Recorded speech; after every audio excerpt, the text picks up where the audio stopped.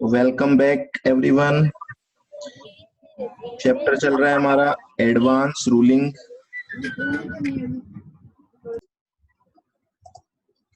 Advance ruling का chapter चल रहा था। इसमें दो अथॉरिटी हमने ऑलरेडी पढ़ रखी है। एक बार मैं आपको चार्ट दिखा देता हूं जहां पे हमने देखा था।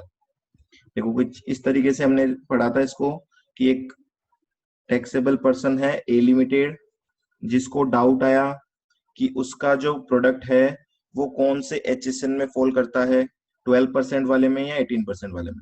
उस डाउट को लेके वो चला गया डबल एआर के पास। वहां पे उसने एप्लीकेशन फाइल कर दी। ठीक है। एप्लीकेशन के साथ एक प्रिस्क्राइब्ड फीस देनी होती है 5,000 रुपए की।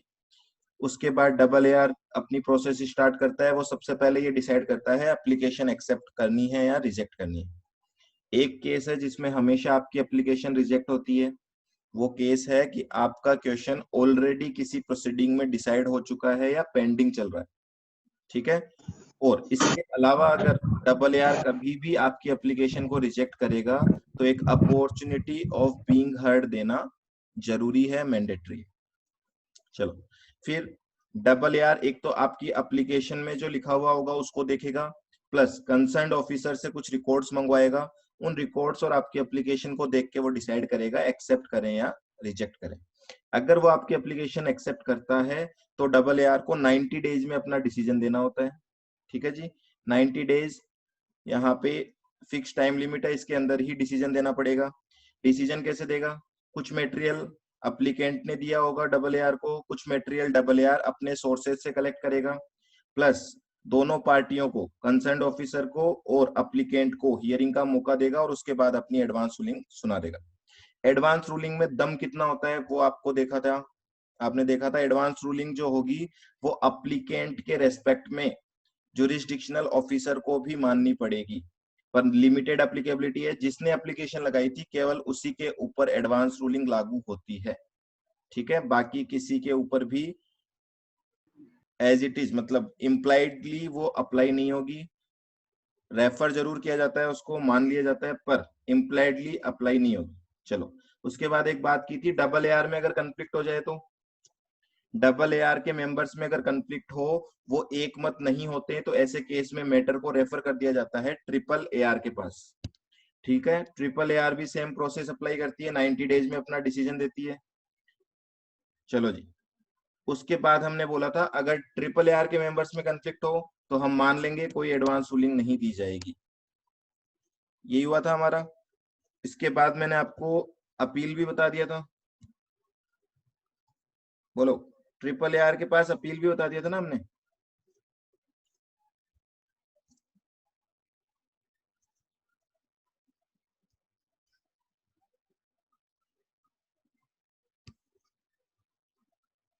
बोलो हाँ या ना। ट्रिपल एआर के पास, देखो ट्रिपल एआर के पास दो जगह से जाया जा रहा है। ट्रिपल एआर के पास या तो डबल एआर अपना केस क्या कर रही है, रेफर कर रही है। क्यों रेफर कर रही है? क्योंकि वो एक मत नहीं है। या फिर जो जुरिस्डिक्शनल ऑफिसर है वो, या फिर अप्लीकेंट, ये अगर खुश नहीं है इसके फैसले से तो ये लोग ट्रिपल एआर में क्या कर सकते हैं, अपील कर सकते हैं, अपील। ठीक है। ये चीज मैंने आपको बता दी थी। अपील करने के लिए 30 डेज का टाइम होता है, प्लस 30 डेज का एक्सटेंशन भी अलाउड होता है, प्लस अगर अप्लीकेंट जा रहा है तो 10,000 रुपए की फीस लगेगी, अगर डिपार्टमेंट जा रहा है तो कोई फीस नहीं लगेगी। चलो जी। अब इस पे आ जाओ। यहां तक हो रखा है, केवल आपको यहाँ पे कंटेंट देखना है।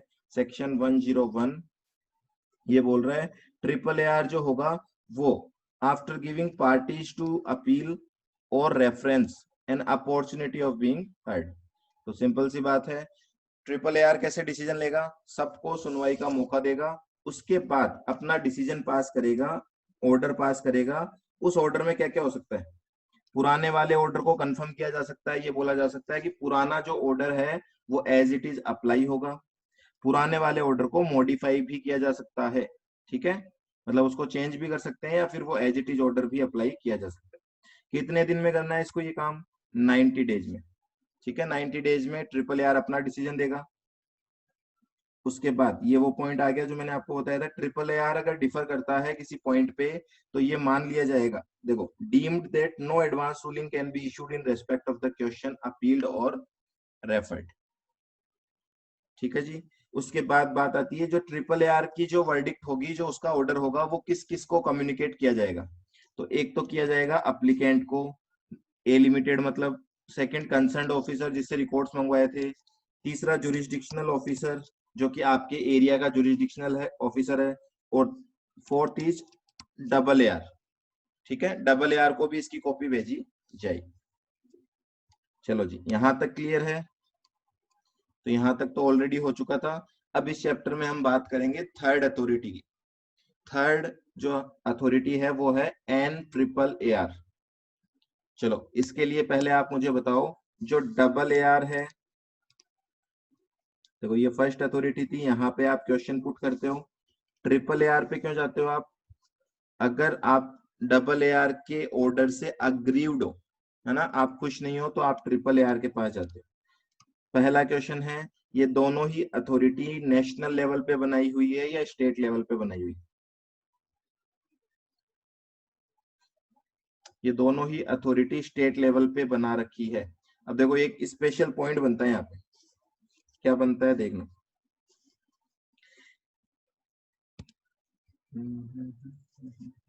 मैं बोल रहा हूँ ए लिमिटेड है, ठीक है, वही क्वेश्चन चलते हैं ताकि आपको दोबारा माइंड नहीं लगाना पड़े। ए लिमिटेड को डिसीजन लेना था कि आपके ऊपर कौन सा एचएसएन क्लासिफिकेशन लगेगा। ए लिमिटेड की दो ब्रांच है, इसकी जो ब्रांच 1 है वो है राजस्थान में, और इसकी जो ब्रांच 2 है वो है दिल्ली में। ठीक है, इन दोनों ने ही क्या किया, डबल AR को अप्रोच किया। दोनों को जाना पड़ेगा डबल AR के पास। ये भी डबल AR के पास गया। ये कौन सी डबल AR के पास जाएगा? राजस्थान वाली, क्योंकि दोनों डबल AR अलग अलग होगी। ये कौन सी डबल AR के पास जाएगा? दिल्ली वाली। मान लेते हैं इन लोगों ने जो डिसीजन दिया डबल AR ने, उससे ये खुश नहीं है, तो कहां जाएंगे ये? कहां जाएंगे? ये जाएगा ट्रिपल AR। कौन सी ट्रिपल AR? राजस्थान वाली ट्रिपल AR के पास जाएगा ये। ठीक है, और ये कौन सी ट्रिपल AR के पास जाएगा? ये जाएगा ट्रिपल AR दिल्ली के पास। समझ रहे हो इस बात को? इसका मतलब ये दोनों लोग अपील कर रहे हैं तो अलग अलग जगह अपील कर रहे हैं, इनकी अपील एक जगह नहीं जा रही है। अब बात ये आ रही है कि ये ए लिमिटेड किस बात को लेके जा रहा था? क्लासिफिकेशन के मैटर के लिए जा रहा था। मैं ये बोल रहा हूं आपको, राजस्थान ट्रिपल AR ने डिसीजन दिया कि आपके ऊपर 12% अप्लाई होगी, जबकि दिल्ली ट्रिपल AR ने डिसीजन दिया कि आपके ऊपर 18% अप्लाई होगी। अब मुझे बताओ यहाँ पे क्या होगा? ए लिमिटेड का असेसमेंट दोनों ब्रांच का अलग अलग होगा या एक ही होगा?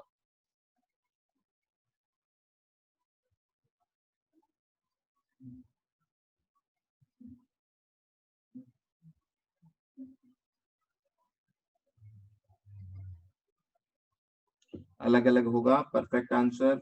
अब देखो यहाँ पे ए लिमिटेड जो है ना, वो सेटिस्फाइड नहीं है इन दोनों ही ट्रिपल AR के डिसीजन से। क्यों नहीं है आपको दिख रहा है? क्योंकि दोनों ने अलग अलग अपोजिट डिसीजन दिए, कंफ्लिक्टिंग डिसीजन दिए। अब रिसेंटली बनाई गई है एन ट्रिपल AR, ध्यान रखना। तो रिसेंटली एक हायर अथॉरिटी और बनाई गई है, और वो केवल इसी सिचुएशन के लिए बनाई हुई है, इसके अलावा कोई सिचुएशन वहां पे नहीं जाएगी। कौन सी सिचुएशन? जब दो ट्रिपल AR ने सेम कंपनी, मतलब सेम पर्सन जिसका पैन नंबर एक है, पर उसने अपनी अलग अलग ब्रांचेज के लिए अप्लाई किया था और कंफ्लिक्टिंग वर्डिक्ट आया हो, तो ऐसे केस में यहाँ पे एक अथॉरिटी काम में आएगी आपकी, जिसका नाम है NAAR। अब इसका नाम आप देख सकते हो, national appellate authority for advance ruling. ये नेशनल लेवल पे है। ठीक है, अब क्या करेगा देखो। अब पहले तो ये बताओ, यहाँ पे अग्रीव्ड कौन होगा? ए लिमिटेड एग्रीव्ड होगा या डिपार्टमेंट भी हो सकता है? दोनों ही हो सकते हैं। है ना, दोनों ही दुखी हो सकते हैं। हो सकता है ए लिमिटेड बोल रहा हो कि मेरे को तो दोनों ही जगह 12% होना चाहिए, डिपार्टमेंट सोच रहा हो दोनों ही जगह 18% होना चाहिए। तो यहाँ पे एन ट्रिपल ए आर के पास अपील कौन करेगा? तो देखो, अपील ए लिमिटेड भी कर सकता है, या फिर जुरिस्डिक्शनल या कोई अथोराइज्ड ऑफिसर भी कर सकता है। कौन अथोराइज्ड ऑफिसर? कमिश्नर के द्वारा जो अथोराइज्ड होगा। कमिश्नर किसी भी ऑफिसर को अथोराइज कर सकता है। ये ऑफिसर कहाँ का होना चाहिए? या तो राजस्थान का या दिल्ली का। ठीक है, ये लोग जाके एन ट्रिपल आर को अपील करेंगे। इनमें से कोई भी अपील कर सकता है। एन ट्रिपल आर को अपील करने के बाद एन ट्रिपल आर डिसाइड करेगा फाइनली क्या होना चाहिए। और यहाँ पे भी वही बात है, ये अपने प्रोसेस के लिए कितने दिन का टाइम लेगा? 90 डेज का टाइम लेगा। पर अब की बार जो 90 डेज है वो केवल और केवल रिकमेंडरी है। क्या मतलब होता है रिकमेंडरी का और मैंडेटरी का? रिकमेंडरी और मैंडेटरी का एडवाइस 90 डेज, मैंडेटरी नहीं है। यहाँ पे ध्यान रखना है। फीस, फीस के बारे में ऐसा कुछ नहीं लिखा हुआ है अभी इसके अंदर। ठीक है, फीस का एक्ट के अंदर कोई भी प्रोविजन नहीं है। 90 डेज यहाँ पे रिकमेंडरी लिमिट है। हो सके जहां तक पॉसिबल है एन ट्रिपल आर 90 डेज में आपके मैटर को खत्म कर देगा। ठीक है, आगे बात समझ में। एन ट्रिपल आर में कब जाना है आपको? एन ट्रिपल आर में आपको तब जाना है, देखो एक बार यहां से रीड करवा देता हूं मैं ताकि आपको लैंग्वेज समझ में आ जाए।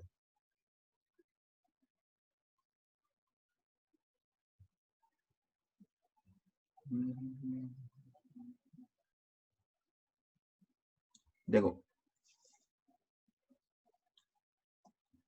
Sir, but section 1012 further advance ruling के लिए रेस्ट्रिक्ट कर रहा है, तो फिर यहाँ कन्फ्लिक्ट अराइज नहीं होता।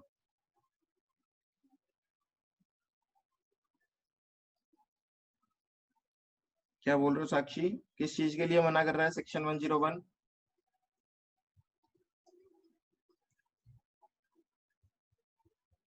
सेक्शन 101 मना किस चीज के लिए कर रहा है? वो मना कर रहा है कि जब डबल, जैसे मैं बोल रहा हूँ कि फर्दर अपील नहीं होगी, ऐसा थोड़ी बोल रहा है वो।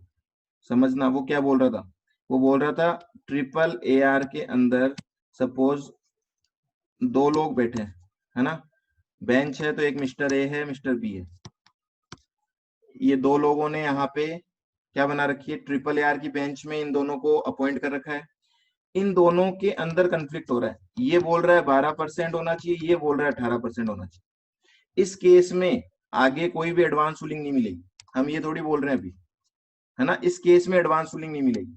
हम तो बात कर रहे हैं एक राजस्थान की ट्रिपल ए आर है ना, इन्होंने आपस में मिलके 12% डिसाइड कर लिया मेंबर्स ने। एक दिल्ली की ट्रिपल ए आर है, इन्होंने मेंबर्स ने आपस में मिलके 18% डिसाइड कर लिया। अब बताओ 101 कहाँ मना कर रहा है?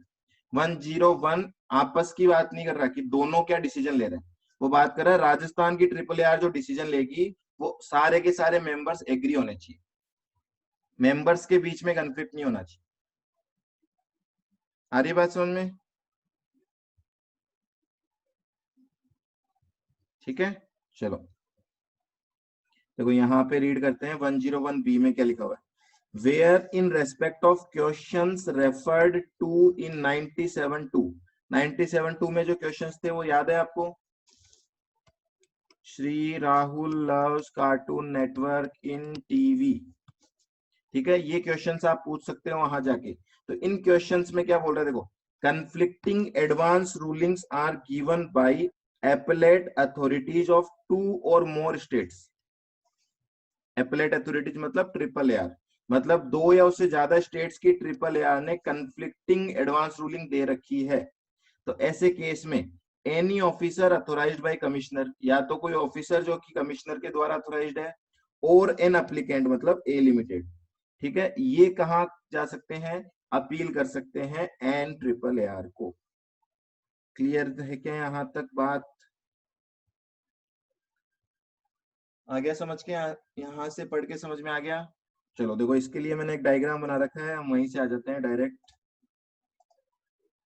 ताकि दोबारा हमारा टाइम वेस्ट ना हो। देखो सेम केस बना रखा है मैंने यहाँ पे। ये ए लिमिटेड है, राजस्थान और महाराष्ट्र लिया आपकी बार मैंने।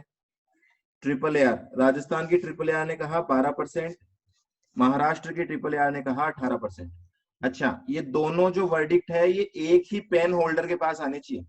मैं ऐसी बात नहीं कर रहा हूं कि राजस्थान वाले ने तो ए लिमिटेड को डिसीजन दिया था और महाराष्ट्र वाले ने बी लिमिटेड को डिसीजन दिया था, फिर कोई एन ट्रिपल आर का रोल नहीं है इसमें। समझ रहे हो ना इस बात को? एक ही पैन नंबर वाले की अलग अलग ब्रांचेज को अलग अलग डिसीजन मिला हुआ है तो एन ट्रिपल आर के पास जाओगे आप। दो कंपनियों को डिसीजन अलग अलग मिला है तो कहीं नहीं जाने की जरूरत। अगर डबल ए आर में कंफ्लिक्ट है तो फिर आप ट्रिपल ए आर के पास जाओगे पहले, directly N triple A R के पास नहीं जाओगे, है ना। अगर डबल ए आर की वर्डिक्ट अलग अलग थी तो आप पहले डबल ट्रिपल ए आर के पास अप्लाई करोगे। तो प्रोसेस ये चल रहा है, डायरेक्टली नहीं जाओगे एन ट्रिपल आर के पास। चलो यहाँ पे हो गया। अब मैंने क्या कहा देखो राजस्थान वाली ट्रिपल आर ने डिसीजन दिया 1 अप्रैल को और महाराष्ट्र वाली ट्रिपल आर ने डिसीजन दिया 15 मई को। तो जो बाद में डिसीजन आएगा ना, उस बाद वाले डिसीजन से 30 दिन में अप्लाई करना है आपको। अगर एप्लीकेंट अप्लाई करेगा तो 30 दिन में अप्लाई करेगा, और अगर डिपार्टमेंट अप्लाई करेगा तो 90 डेज में अप्लाई करेगा। दोनों ही लोगों को 30 डेज का एक्सटेंशन अलाउ कर रखा है। तो पहली बात तो ये याद कर लो, ठीक है। पहली बात ये ध्यान रखनी है कि आपको अप्लाई कितने दिन में करना है एन ट्रिपल आर के पास।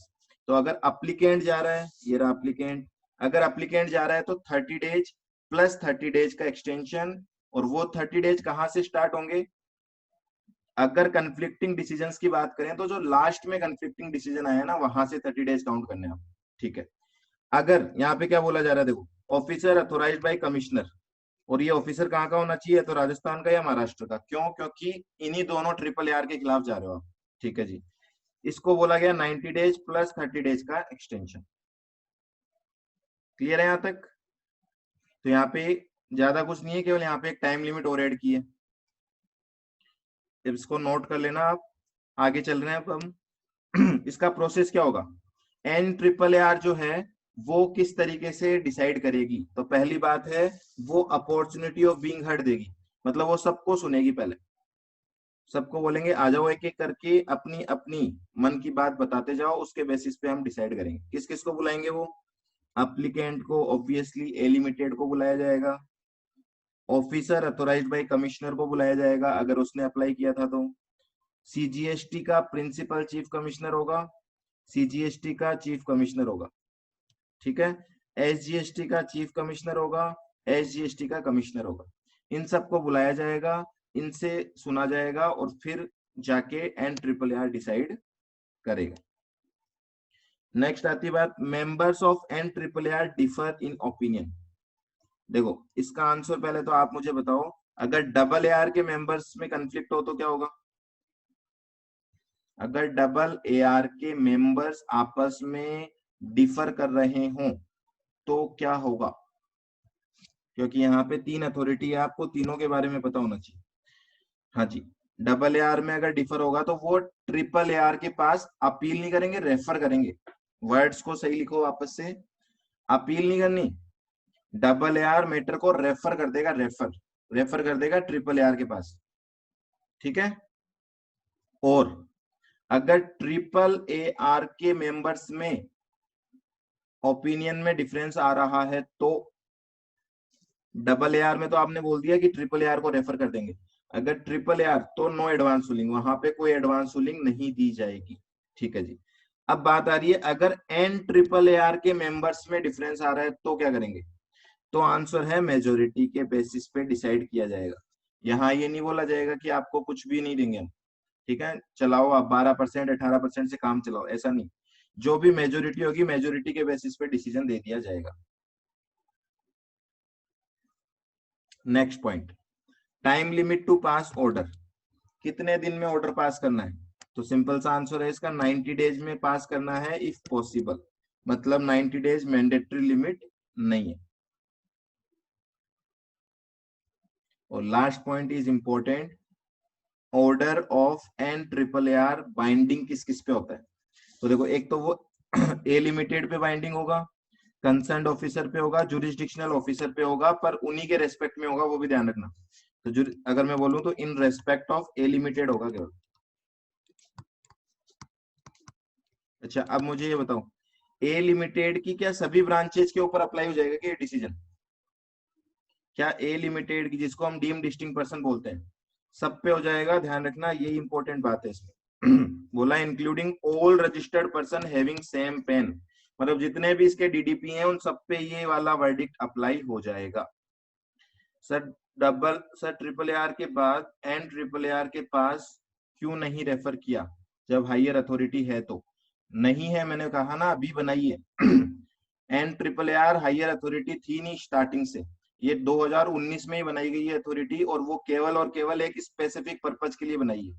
वो स्पेसिफिक पर्पज क्या है? अगर दो ट्रिपल ए आर आपस में अपोजिट डिसीजन दे रही है एक ही बंदे को, तो एन ट्रिपल ए आर को आप यूज करोगे, अदरवाइज कभी भी एन ट्रिपल ए आर के पास नहीं जाओ। अब आप बोल रहे हो कि अगर ट्रिपल ए आर में ओपिनियन में डिफरेंस हो रहा है, तो हो सकता है फ्यूचर में या तो प्रोविजन चेंज हो जाए, मेजोरिटी बेसिस पे आंसर आए, या फिर हो सकता है एक और अथॉरिटी बनाई जाए। आज की डेट में कोई अथॉरिटी नहीं है। ठीक है, ये पॉइंट्स हो गए, आपको समझ में आ गए? तो ये जो अपना डिसीजन देगी, इसमें चार बातें आपको ध्यान रख लेनी है। एक, अपॉर्चुनिटी किस किस को देनी है, एक डिफर होगा तो क्या होगा, टाइम लिमिट क्या होगी, और ऑर्डर जो है वो किस किस पे बाइंडिंग होगा। Triple A are advance ruling नहीं देता तो क्या करेगा असेसी? कुछ नहीं करेगा, जैसा आपको मन करे वैसा बिजनेस करो। आगे जाके आपका असेसमेंट होगा, असेसमेंट से आप दुखी हो तो आप अपील्स में चले जाना। सर डबल फीस लग रही है, क्यों लग रही है डबल फीस, बताओ।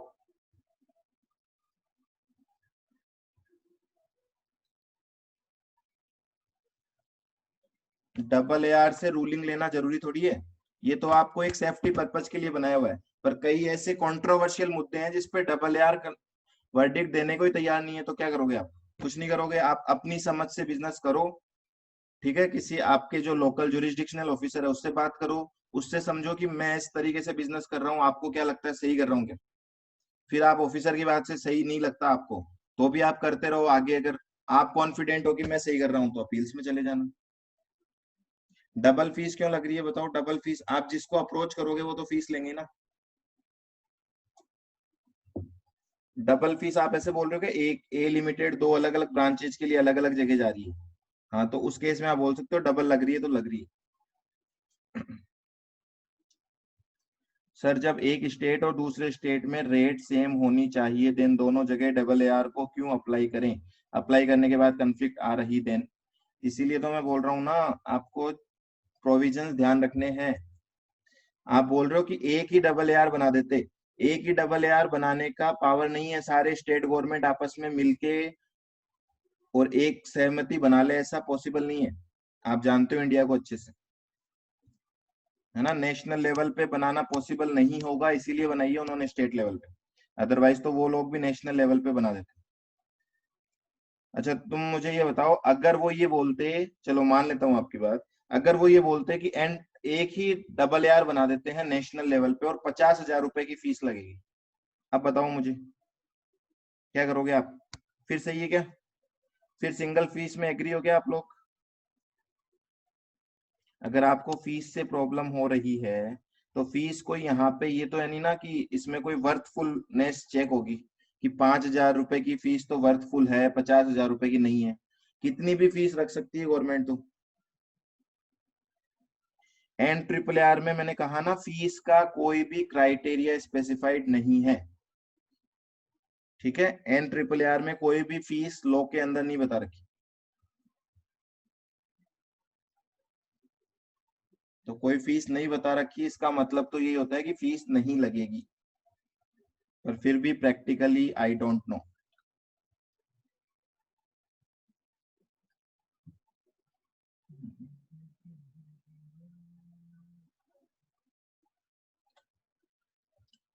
इंडिया को बिजनेस करने के लिए रोक रहे हैं कोज हायर कॉस्ट, ये तो सोचना चाहिए गवर्नमेंट को। नहीं रोक रहे, इन चीजों पे बाद में डिस्कशन करेंगे, ये अलग इशू पे जा रहे हो। ठीक है, इस इशू की जरूरत नहीं है फिलहाल।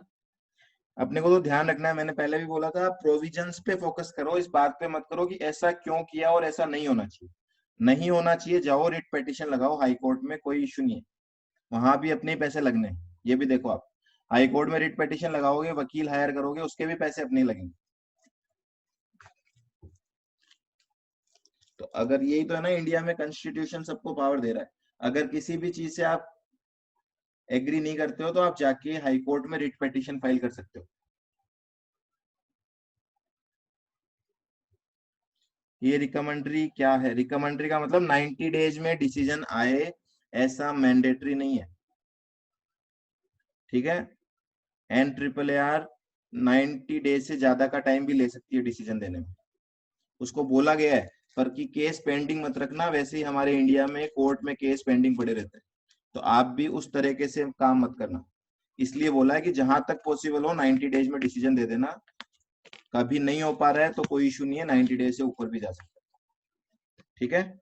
जबकि डबल ए आर और ट्रिपल ए आर को पढ़ोगे तो वहां 90 डेज फ्लेट लिखा हुआ है, वहां रिकमेंडरी नहीं है।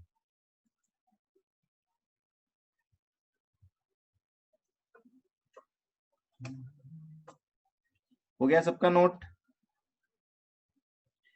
चलो अब देखो नीचे, क्योंकि देखो नई अथॉरिटी बनी है तो इसके बारे में कुछ और आपको प्रोविजंस दे रखे हैं, जो कि इंस्टीट्यूट ने अभी जो अमेंडमेंट नोट्स निकले थे दिसंबर अटेम्प्ट के लिए, सॉरी जून अटेम्प्ट के लिए, ठीक है, जो जून 2020 अटेम्प्ट है उसके लिए इंस्टीट्यूट ने जो अमेंडमेंट नोट्स दिए थे, सप्लीमेंट्री नोट्स बोलते हैं, उसमें भी दे रखा है। तो एक बार हम पढ़ लेते हैं इनको, क्योंकि नई अथॉरिटी है तो हो सकता है आ जाए, मुझे कम चांसेस लगते हैं इनके आने के, फिर भी आपको रीड करना है तो अभी हम कर लेते हैं। हो गया आप सबका?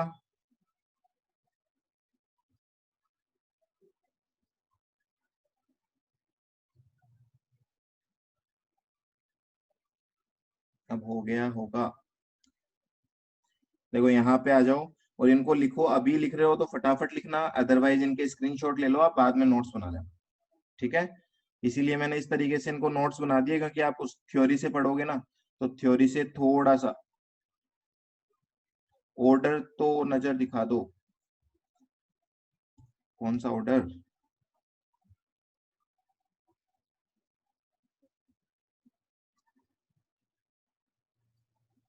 करो, नोट करो फटाफट।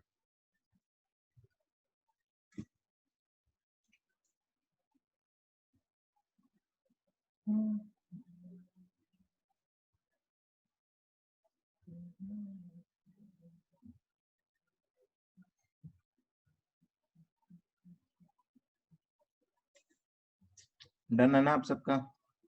अब देखो एक एक पॉइंट है, स्क्रीनशॉट ले लेना या वीडियो से बाद में देख के बना लेना, और जिसकी स्पीड फास्ट है वो फटाफट बना लेना।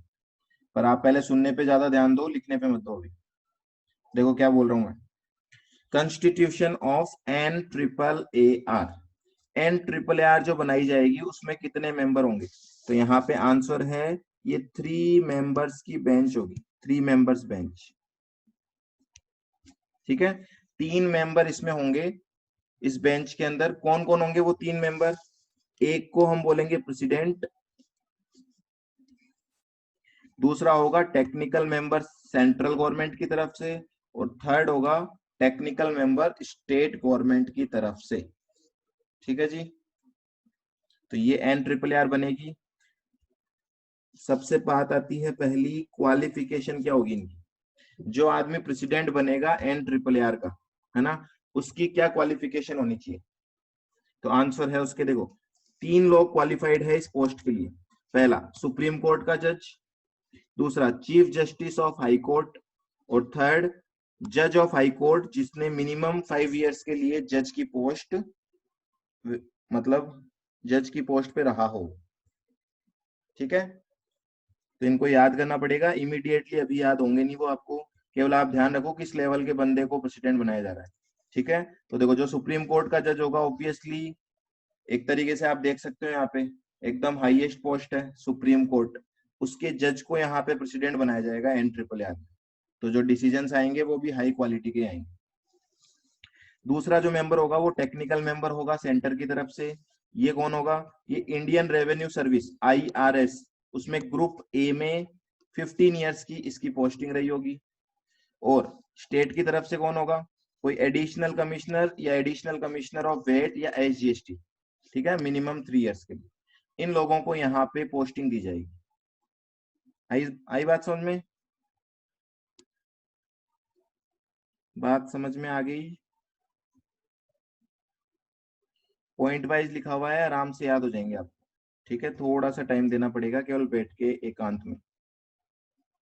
जल्दी बोलो।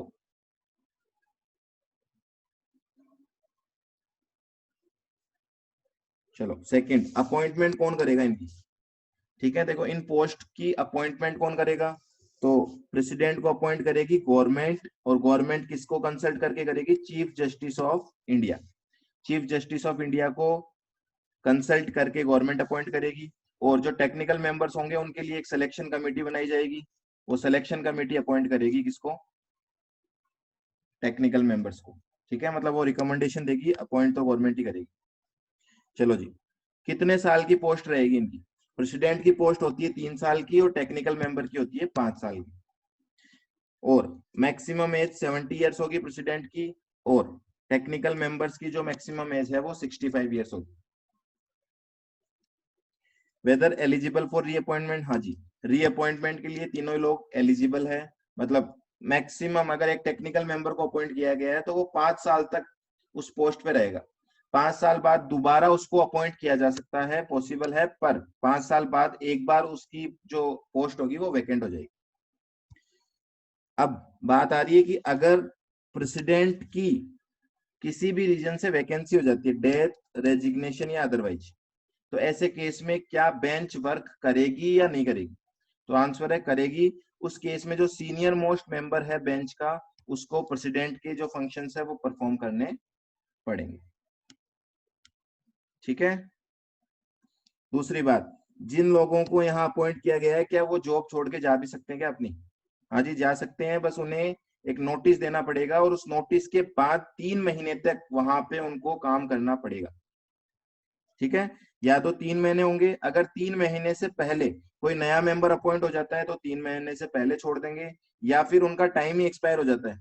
मान लेते हैं कि एक टेक्निकल मेंबर था जिसने 4 साल 10 महीने की जॉब कंप्लीट कर ली और अब वो बोल रहा है कि मैं छोड़ के जाना चाहता हूँ, तो उसको 5 साल तक ही जॉब करने की जरूरत है, 5 साल 1 महीने तक करने की जरूरत नहीं है, क्योंकि ऑब्वियसली 5 साल पे तो वैसे ही उसका टेन्योर खत्म हो रहा था। क्लियर है क्या यहाँ तक?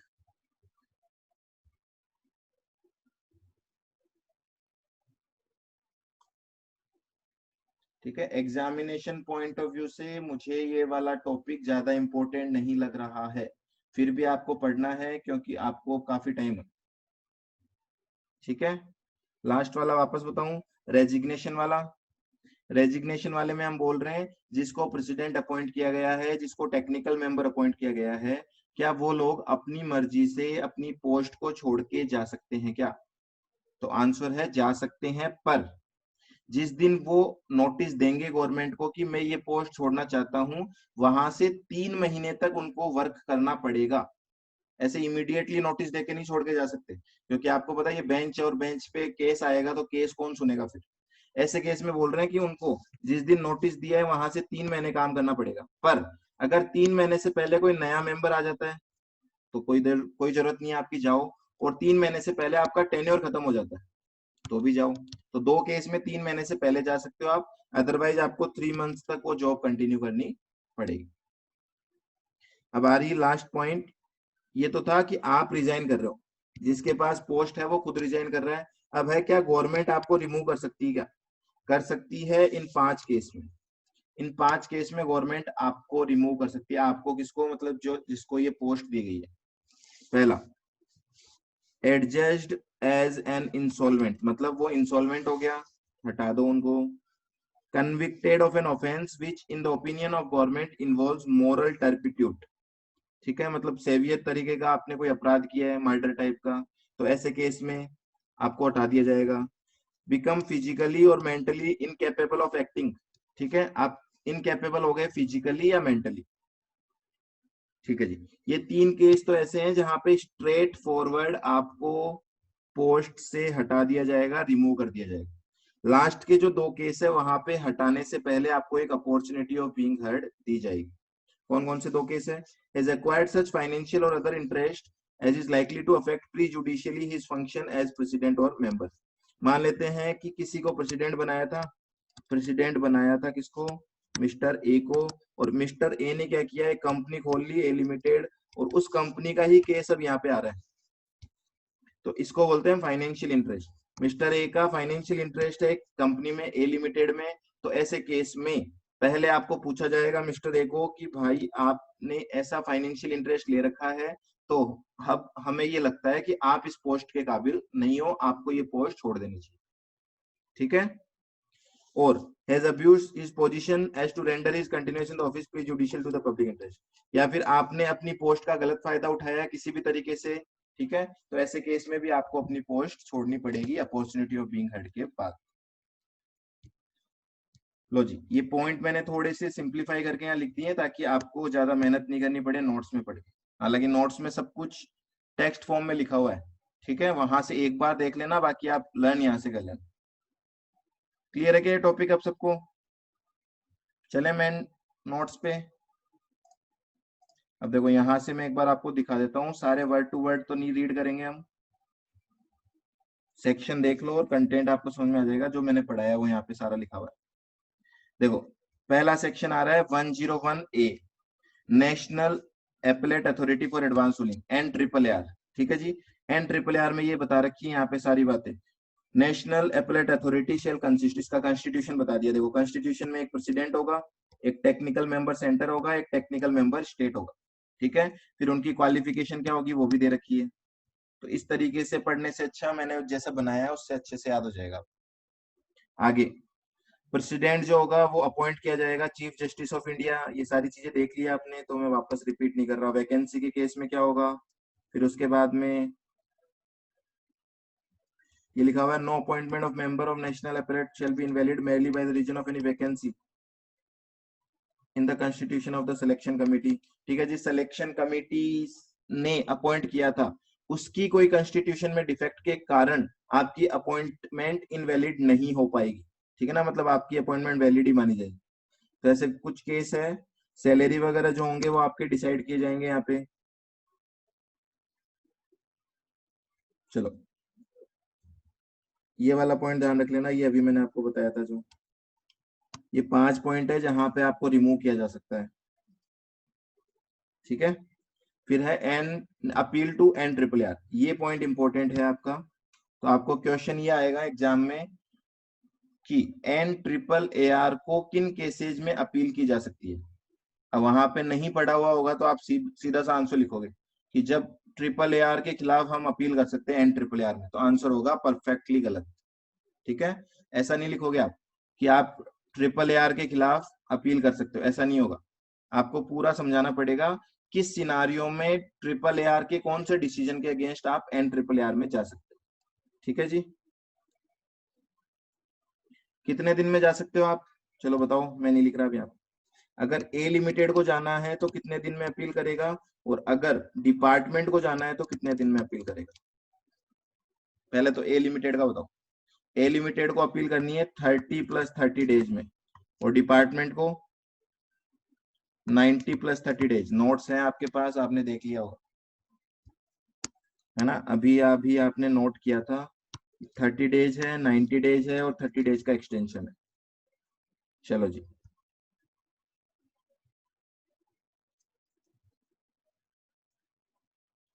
ऑर्डर ऑफ NAAR कितने दिन में आना चाहिए? As far as possible within period of 90 days. 90 days में आ जाना चाहिए, जहां तक पॉसिबिलिटी हो वहां तक। चलो जी, खत्म। तो देखो 3 अथॉरिटी की बात की है, तीनों की बात खत्म हो चुकी है। AAR के बारे में हमने सब कुछ देख लिया, यहाँ कब जाते हैं, क्या प्रोसेस होगी। AAR देख लिया, NAAR देख लिया। अब इनके इंडिविजुअल जो सेक्शन है वो सारे खत्म हो चुके हैं। सर उस चार्ट में 6 पॉइंट के बाद का दिखा दो एक बार, कौन से 6 पॉइंट? 7वां पॉइंट तो रेजिग्नेशन ही था ना उसमें, ये रहा, ये वाला।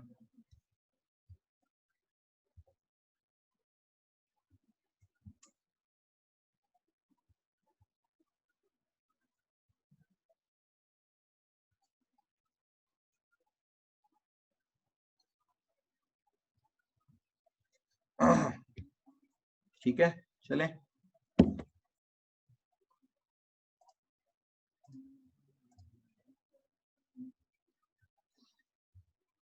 अब देखो, इन लोगों ने जो डिसीजन दिया था, इन्होंने जो ऑर्डर पास किया था, उस ऑर्डर में अगर कोई मिस्टेक है, मिस्टेक,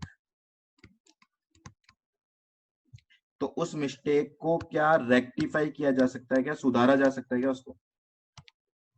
ठीक है, सुधारा जा सकता है। इसमें टाइम दे रखा है 6 मंथ्स का। ऑर्डर पास होने से 6 महीने के अंदर अंदर आपको रेक्टिफिकेशन करना है। कौन रेक्टिफाई करेगा? जिस अथॉरिटी ने ऑर्डर पास किया था, वही अथॉरिटी रेक्टिफाई करने का पावर रखती है ना।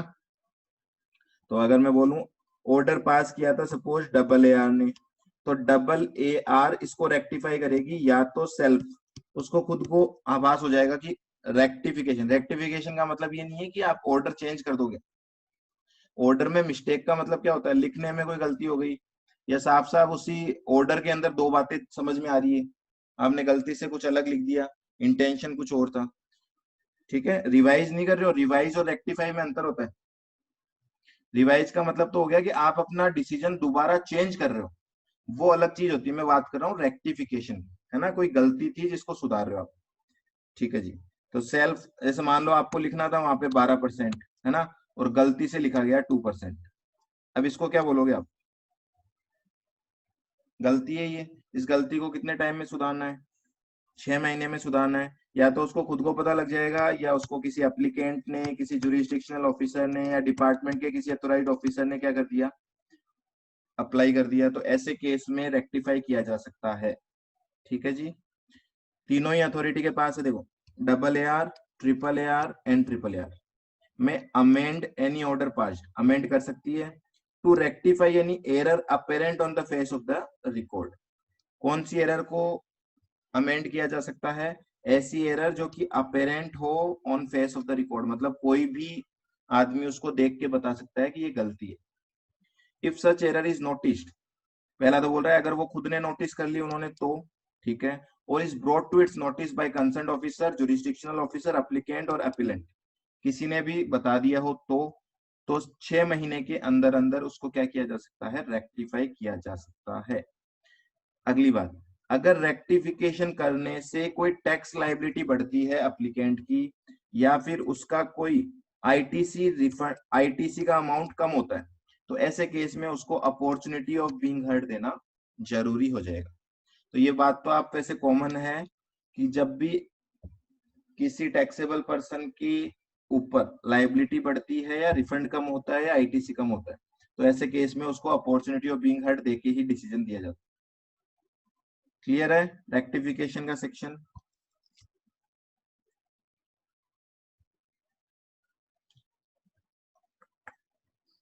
एक रेक्टिफिकेशन सेक्शन 161 में भी है। ठीक है, वहां पे भी 6 महीने का ही टाइम होता है। चलो जी, नेक्स्ट आता है आपका applicability of advance ruling. Advance ruling किस पे अप्लाई होती है? जानते हो आप अच्छे से, आंसर अलग अलग है पर ध्यान रखना। डबल ए आर और triple A are, double A are और ट्रिपल ए आर, इसके डिसीजन किस पे अप्लाई होते हैं बताओ मुझे। मैं बोल रहा हूँ इसके डिसीजन अप्लाई होते हैं ए लिमिटेड जयपुर, ए लिमिटेड राजस्थान ने अगर अप्लाई किया है तो ए लिमिटेड राजस्थान पे ही अप्लाई होंगे वो केवल, है ना। राजस्थान की double A R triple A are है, तो इसका जो ऑर्डर होगा वो ए लिमिटेड राजस्थान पे ही अप्लाई होगा केवल और केवल, और साथ में जुरिस्डिक्शनल ऑफिसर पे होगा, और इन respect of A limited Rajasthan. ठीक है, ये तो हो गया। जबकि एन ट्रिपल ए आर का जो डिसीजन होता है ना, एन ट्रिपल ए आर का, इसका डिसीजन किस पे लागू होता है? वो ए लिमिटेड पे लागू होता है, ए लिमिटेड पे। उसमें सारी ब्रांचेज आ जाएगी, राजस्थान भी आ जाएगी, दिल्ली भी आ जाएगी, महाराष्ट्र भी आ जाएगी, फलाना ठिकाना। ठीक है, और प्लस सारे के सारे जुरिस्डिक्शनल ऑफिसर पे भी अप्लाई हो जाएगी। तो डिफरेंस है, ध्यान रखना इसमें। ठीक है, नोट कर लो इसको चाहो तो। अप्लीकेबिलिटी में थोड़ा सा डिफरेंस है, ध्यान रखना, और उसका रीजन भी आप पता लगा सकते हो क्योंकि ये स्टेट लेवल पे होती है और N triple R national level पे होती है। तो ए लिमिटेड की जितनी भी ब्रांचेज है ना ऑल ओवर इंडिया, सब पे लागू हो जाएगा। चलो जी नेक्स्ट। नेक्स्ट सेक्शन आता है section number 104, advance ruling to be void in certain circumstances. ये क्या बोल रहा है? ये बोल रहा है अगर आपने डबल एआर को अप्रोच किया और वहां पे आपने एडवांस रूलिंग जो ली है वो धोखे से ली है, कुछ ना कुछ फ्रॉडुलेंट इंटेंशन थी, आपने कोई डॉक्यूमेंट्स गलत सबमिट किए हैं, कोई स्टेटमेंट गलत दिया है, ठीक है, तो देखो लिखा हुआ है यहाँ पे साफ साफ क्या क्या पॉइंट कवर कर रखे हैं। देखो, एडवांस रूलिंग ली गई थी fraud, suppression of material fact या मिस रिप्रेजेंटेशन ऑफ फैक्ट, है ना, कोई फैक्ट छुपा लिया, कोई फैक्ट गलत पेश कर दिया, या कोई फ्रॉड था। सर किसी का सेम लाइन ऑफ बिजनेस पे वापस क्यों अप्लाई करें, सीधा उस पे भी NRRR का डिसीजन लगा दो। नहीं लगा सकते ना बच्चा, मैं यही तो बोल रहा हूँ, नहीं लगा सकते, इनकी एप्लीकेबिलिटी लिमिटेड है, ठीक है, अनलिमिटेड एप्लीकेबिलिटी नहीं है, कोर्ट नहीं है ये केवल इनका जो स्पेसिफिक काम है उसके लिए बनाई गई है, तो आप इनको हर जगह अप्लाई नहीं कर सकते, अदरवाइज बहुत ज्यादा लिटिगेशन बढ़ जाएंगे। इनको उन्हीं पे सीमित रखो जिसने अप्लाई किया था।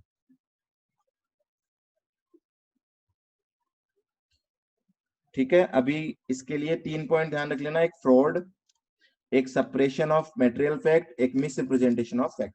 ये 3 वजह से अगर आपने एडवांस रूलिंग ली थी तो उस एडवांस रूलिंग को वॉइड एब इनिशियो मान लिया जाएगा। वॉइड एब इनिशियो का मतलब क्या होता है? देखो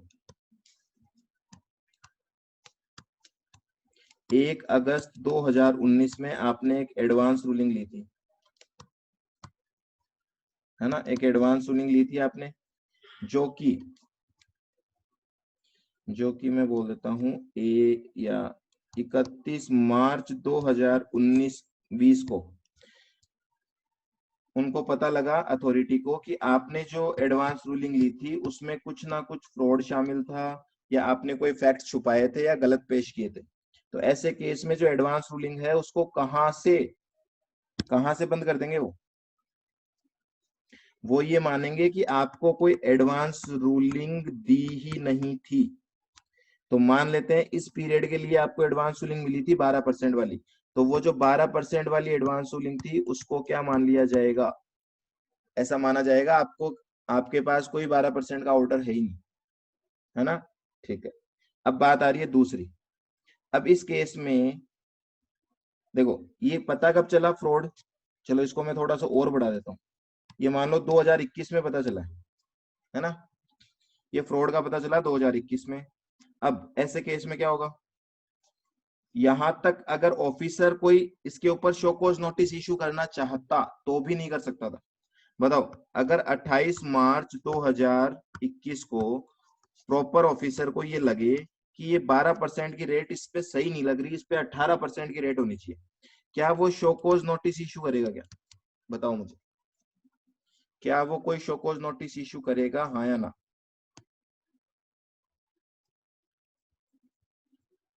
कर सकता है क्या वो? क्यों करेगा? क्या जुरिस्डिक्शनल ऑफिसर को डबल AR की रूलिंग्स को मानना नहीं है क्या? आप बोल रहे हो शो कॉज नोटिस इशू करेगा, तो क्यों करेगा मुझे बताओ। वॉइड कब हुई है? कैसी बातें कर रहे हो आप लोग? 31 मार्च डेट तो देखो, वॉइड तो 31 मार्च को की जा रही है ना।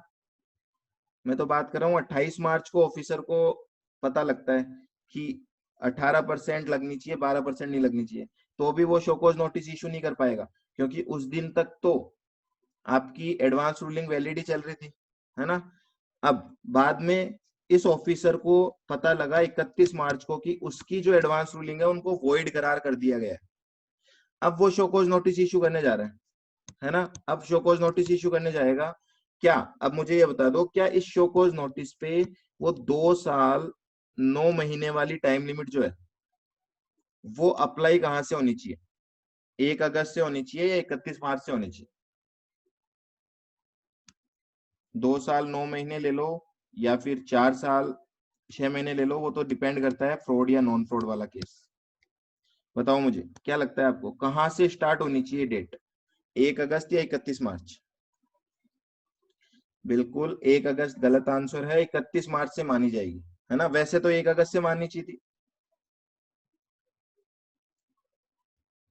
तो यहाँ पे सिंपल सा क्या बोल रहे हैं, जितना पीरियड, अब इसको ऐसे नहीं बोलेंगे हम कि 31 मार्च से मानेंगे, हम क्या बोलेंगे इसको, हम बोलेंगे जितना पीरियड यहाँ पे चला गया, इस पीरियड को इस कैलकुलेशन में क्या कर दिया जाता है, एक्सक्लूड कर दिया जाता है। तो आप सिंपल सी बात बोलोगे, कितने महीने चले गए यहाँ पे देखो, अगस्त, सितंबर, अक्टूबर, नवंबर, दिसंबर, 5 और 3 8 और 12, 20 महीने का टाइम बढ़ जाएगा आपका, प्लस कर लो इसमें, इसमें 20 मंथ्स ऐड कर लेना बस टाइम लिमिट में। टाइम लिमिट तो स्टार्ट 1 अगस्त से कर देंगे हम, पर जो टाइम लिमिट होगी उसमें 20 मंथ्स एक्सटेंड हो जाएंगे। तो इसको किसी भी तरीके से बोलो, कान कैसे भी पकड़ो, बात एक ही है ना। पर लॉ में जो लिख रखा है वो ये लिख रखा है कि आपका ये टाइम जो है ना वो एक्सक्लूड माना जाएगा, 20 मंथ्स का जो टाइम है उसको एक्सक्लूड कर दिया जाएगा पीरियड ऑफ लिमिटेशन कैलकुलेट करते वक्त। क्लियर है आप सबको, क्या बोला हमने, क्लियर है क्या? ठीक है। ये कहाँ लिखा हुआ है, ये लिखा हुआ है यहाँ पे, देखो, the period beginning with the date of such advance ruling and ending with the date of order shall be excluded. इसको एक्सक्लूड कर दिया जाएगा कब, 73 टू 7310। 2 में शोकॉज नोटिस आता है, 10 में डिमांड ऑर्डर आता है, इसमें शोकॉज नोटिस आता है, इसमें डिमांड ऑर्डर आता है। तो इन सारी टाइम लिमिट के लिए क्या कर दिया जाएगा, एक्सक्लूड कर दिया जाएगा। और इसकी कॉपी किस किस को भेजी जाएगी, एप्लीकेंट को, कंसर्न ऑफिसर को और जुरिस्डिक्शनल ऑफिसर को। क्लियर है ना मुन्ना सारी बातें? नेक्स्ट पे आ जाएं। इनकी पावर क्या होती है, क्या क्या काम कर सकते हैं, तो बहुत सिंपल सा आंसर दिया है, इनकी सारी वही पावर होगी जो कि एक सिविल कोर्ट को मिली हुई है, कोड ऑफ सिविल प्रोसीजर्स में। और ये आपने बहुत जगह पढ़ा होगा, बहुत जगह, है ना, नहीं पढ़ा तो आप लॉ में भी पढ़ोगे। क्या क्या पावर होती है एक सिविल कोर्ट के पास, discovery and inspection, enforcing attendance of any person and examining him on oath. बोलेंगे गीता पे हाथ रखो और हाथ रख के क्या कसम खानी है, मैं जो बोलूंगा सच बोलूंगा, सच के सिवा कुछ नहीं बोलूंगा। ठीक है, तो ये भी करवा सकते हैं वो आपसे। Issuing commission and compelling production of books of accounts other records, ये भी मंगवा सकते हैं आपसे। तो ये सारे पावर इनके पास होंगे जो सिविल कोर्ट के पास होते हैं। ठीक है जी। दूसरी बात, आपकी जो प्रोसीडिंग्स होगी उनको जुडिशियल प्रोसीडिंग्स माना जाएगा, क्रिमिनल प्रोसीडिंग्स नहीं माना जाएगा, ध्यान रखना। और लास्ट जो सेक्शन आता है 106, वो बोल रहा है प्रोसीजर क्या होगा, प्रोसीजर जो ये लोग डिसाइड करेंगे वही प्रोसीजर होगा। ठीक है ना, इनके आपस में अंदर काम करने का क्या प्रोसीजर होगा, उसमें जीएसटी लॉ का कोई इंटरफेरेंस नहीं है। ये कैसे काम करेंगे कैसे नहीं करेंगे वो सारा का सारा प्रोसीजर ये खुद बनाएंगे। ठीक है जी। This is your chapter advance ruling खत्म हो चुका है। अब आपको कोई डाउट है तो बताओ, और आपके मन में कुछ ऐसी चीजें हैं, मेरे को पता है कि ऐसा नहीं होना चाहिए, वो आपको हटा देनी है, क्योंकि हम इस चीज पे डिस्कशन नहीं कर रहे हैं कि क्या होना चाहिए, हम बात कर रहे हैं क्या प्रैक्टिकली है। ठीक है, और वही आपको ध्यान रखना है।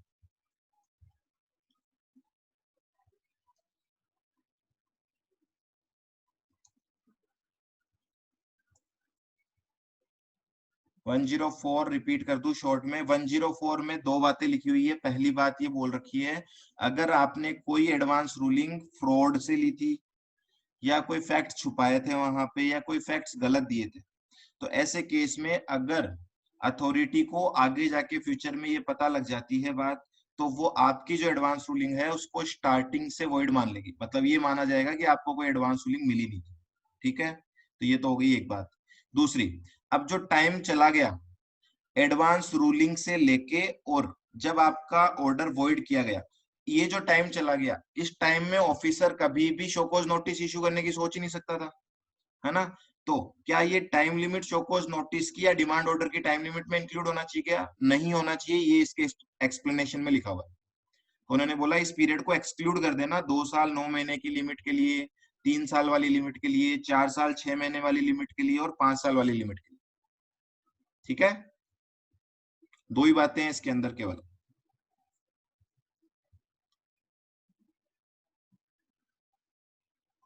और किसी को कुछ पूछना है?